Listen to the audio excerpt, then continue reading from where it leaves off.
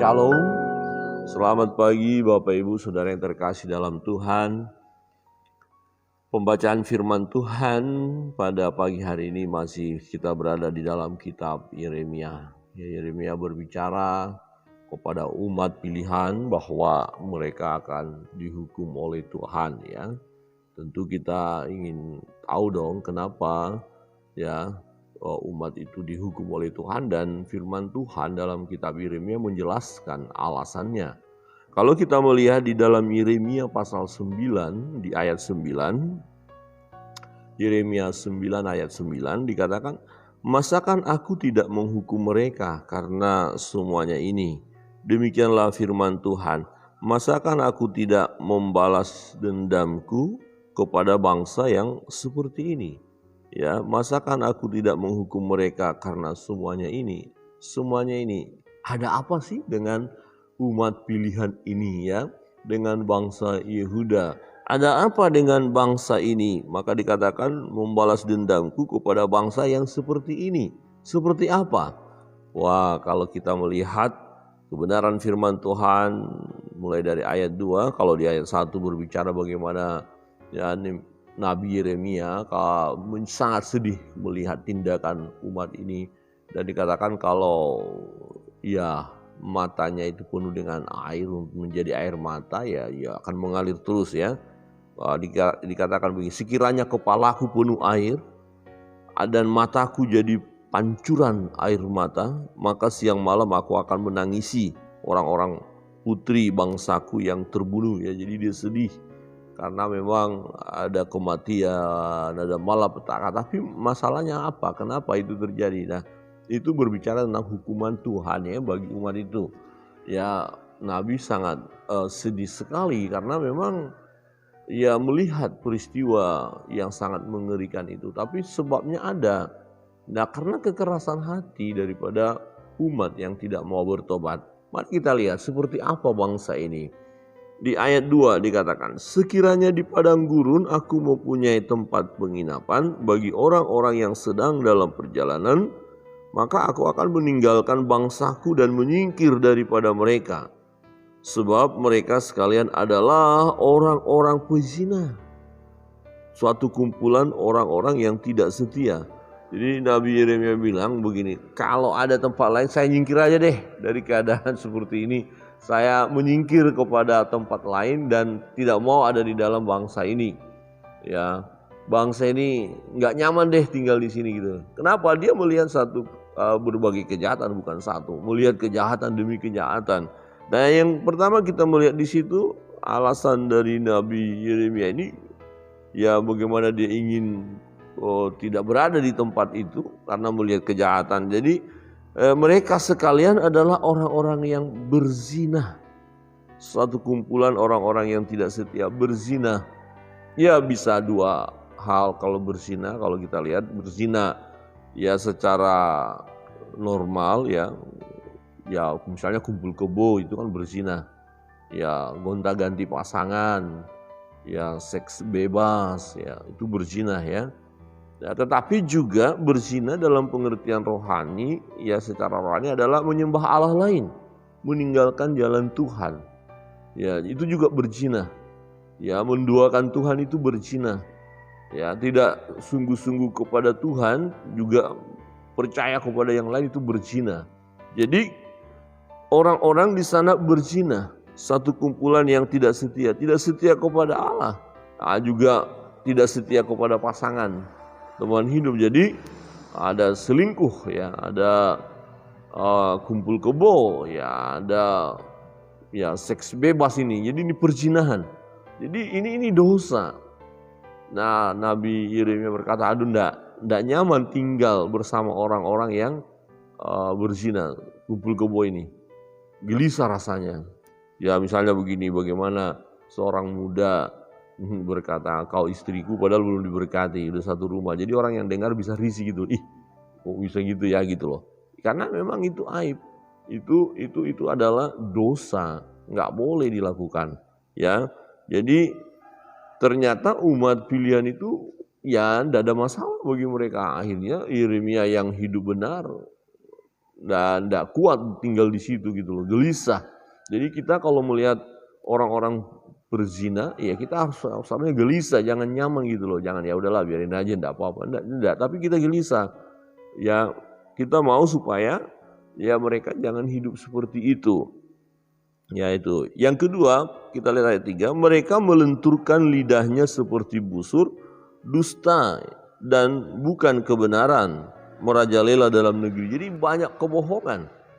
Ya lidah. Maka orang berkata apa? Memang lidah tak bertulang gitu ya. Lidah ini berbahaya, kecil tapi bisa membuat huru hara yang luar biasa. Bisa menghancurkan yang. Jadi lidahnya seperti busur ya, melentur dan menembakkan api, panah api si jahat itu ya. Nah akhirnya kacau.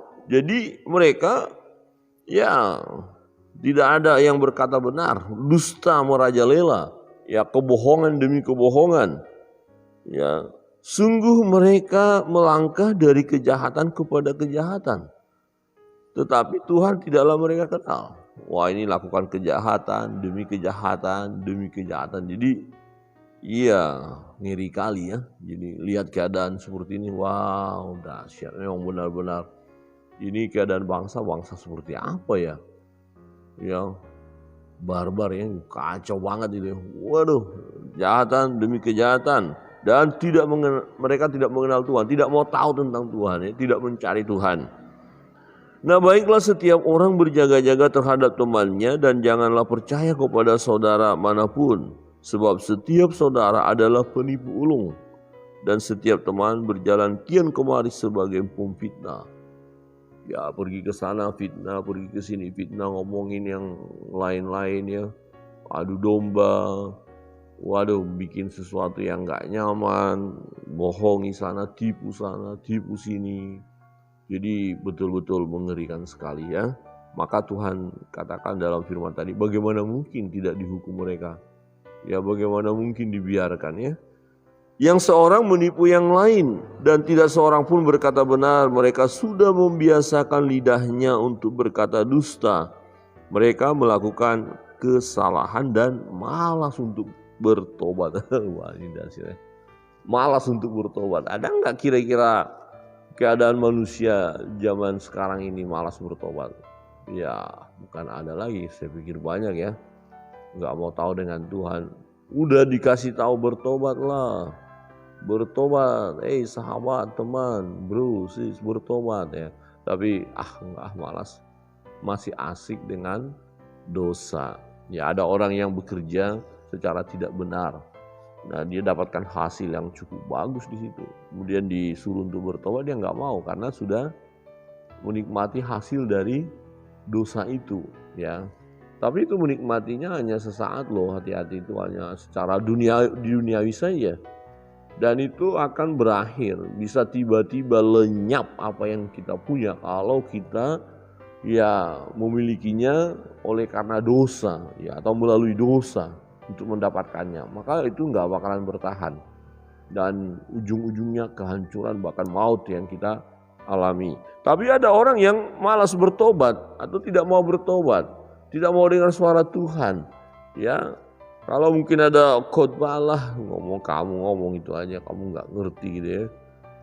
Tutup telinga kalau ada orang khotbah. Kalau misalnya dengar orang yang sedang khotbah atau di televisi kah, di radio kah, langsung cepat-cepat dimatikan atau ganti channel ya.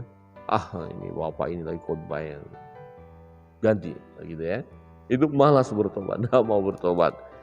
Nah penindasan ditimbuni penindasan, tipu ditimbuni tipu. Mereka enggan mengenal Tuhan. Udah ada penindasan, tambah lagi ditimbuni, artinya dilakukan lagi.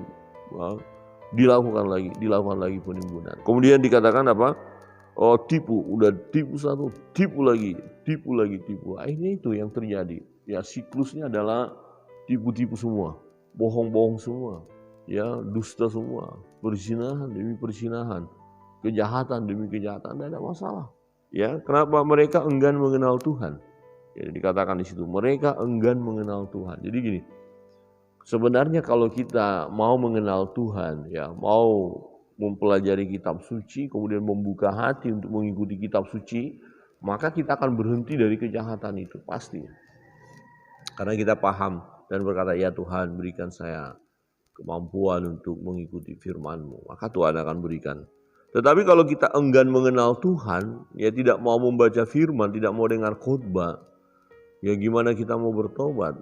Kita akan mengeraskan hati dan berkata, aku yang benar, ya seperti itu. Ayat 7, sebab itu beginilah firman Tuhan semesta alam, sesungguhnya aku mau melebur dan menguji mereka, sebab apakah lagi yang dapat kulakukan terhadap putri umatku? Mau buat apa lagi ini? Sampai-sampai Tuhan bilang, ini mau diapain? Di bagian lain dikatakan begini, sudah dipukul bagian kepala, tetap gak bertobat, bagian tubuh yang lain darahnya belum bersih, udah harus dipukul lagi bagian tubuh yang lain, sampai kakinya, jadi semua kena pukul, gak bertobat juga. Tuhan pun angkat tangan gitu ya. Tuhan pun angkat tangan. Jadi jangan sampai Bapak Ibu melihat kehidupan kita yang enggan bertobat, malas bertobat, gak mau dengar firman Tuhan, kemudian Tuhan angkat tangan. Wow, ngeri kali. Tuhan angkat tangan melihat kita, nyerah deh gitu ya. Ya sama di televisi atau di acara apa kemarin itu ada seorang ya profesor itu ya.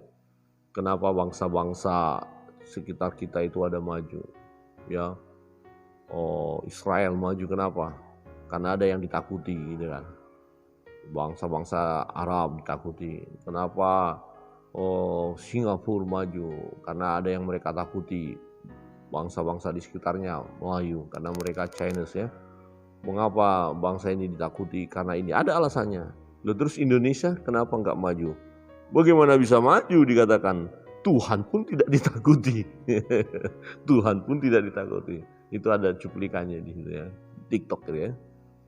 Bagaimana bangsa kita bisa maju? Tuhan aja enggak ditakuti. Nah ini kayaknya ini bahaya nih, ngeri banget nih ya. Kalau Tuhan tidak kita takuti, yang terjadi adalah hukuman. Sama seperti yang terjadi pada umat Israel ya dan umat Yehuda. Saudara yang terkasih dalam Tuhan, sampai Tuhan berkata, ini angkat tangan deh ini. Apalagi mau kulakukan? Mau buat apa lagi? Kurang apa lagi? Udah sebelumnya udah diampuni, ya dikasihi, ditolong, diutus nabi berbicara, tetap aja mulai lakukan kejahatan.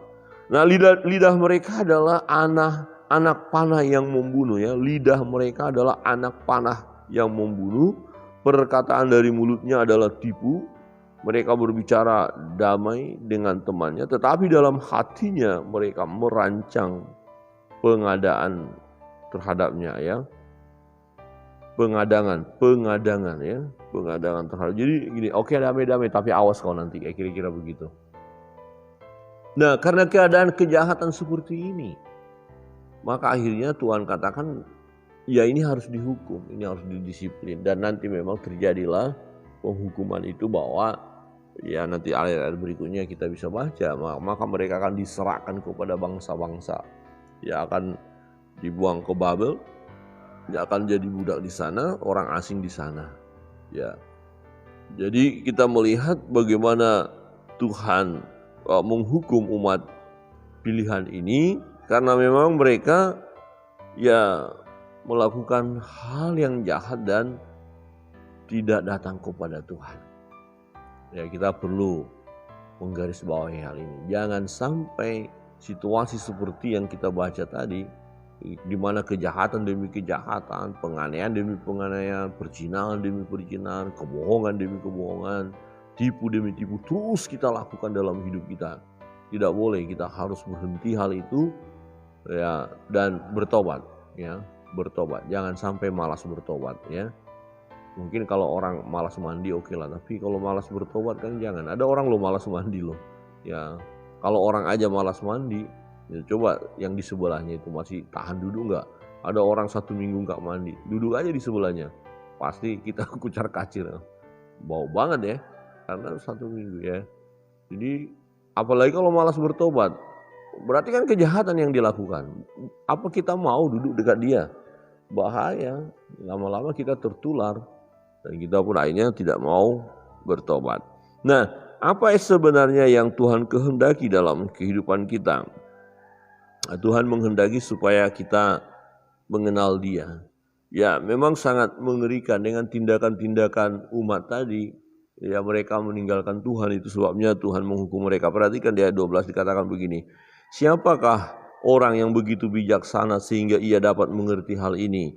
Orang yang telah menerima firman dari mulut Tuhan supaya ia dapat memberitahukannya. Apakah sebabnya negeri ini binasa? Tandus seperti padang gurun sampai tidak ada orang yang melintasinya. Berfirmanlah Tuhan, oleh karena mereka meninggalkan Tauratku yang telah kuserahkan kepada mereka, dan oleh karena mereka tidak mendengarkan suaraku dan tidak mengikuti aku, melainkan mengikuti kedegilan hatinya, ya, dan mengikuti para Baal seperti yang diajarkan kepada mereka oleh nenek moyang mereka. Sebab itu beginilah firman Tuhan semesta alam, Allah Israel, sesungguhnya aku akan memberi bangsa ini makan ipuh dan minum racun. Aku akan menyerahkan mereka ke antara bangsa-bangsa yang tidak dikenal oleh mereka atau oleh nenek moyang mereka. Dan aku akan melepas pedang mengejar mereka sampai aku membinasakan mereka. Wow, ngeri ya.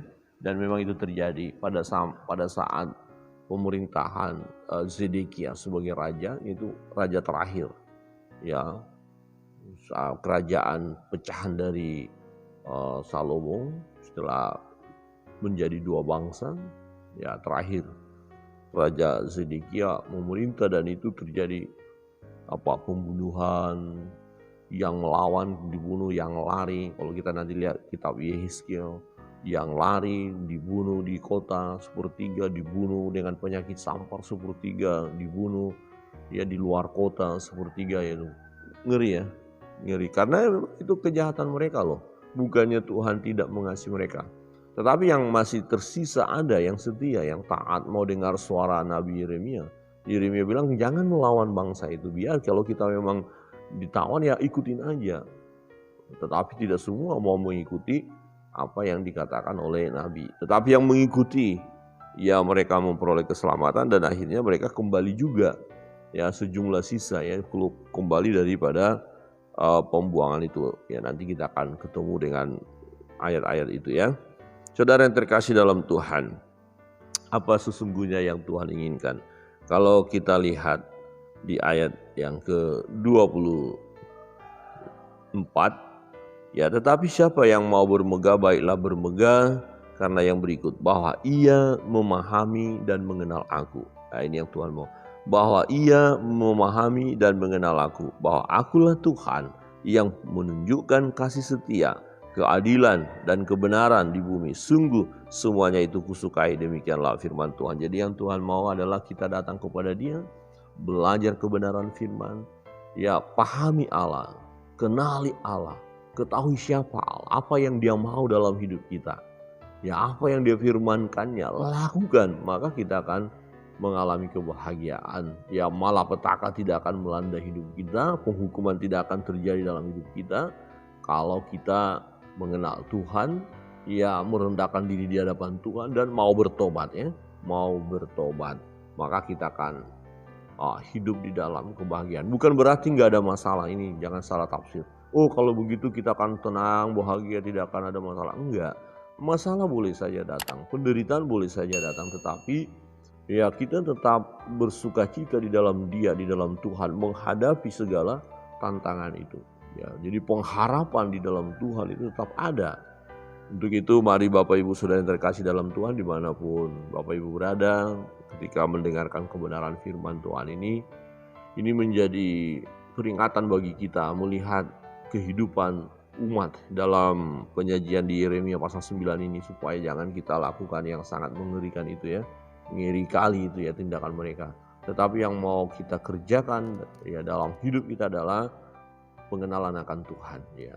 Kenallah Dia, dan jika pada saat kita merenungkan firman Tuhan, mendengar suara Tuhan, dan Tuhan mengingatkan kita akan dosa yang kita lakukan, ya bertobat. Ya, jangan ya malas bertobat, jangan. Tapi kita mau bertobat, maka kita akan ya layak di hadapan Allah. Allah akan menghadapkan wajahnya kepada kita. Dengan kata lain, Allah akan memberkati kita. Tuhan Yesus memberkati kita.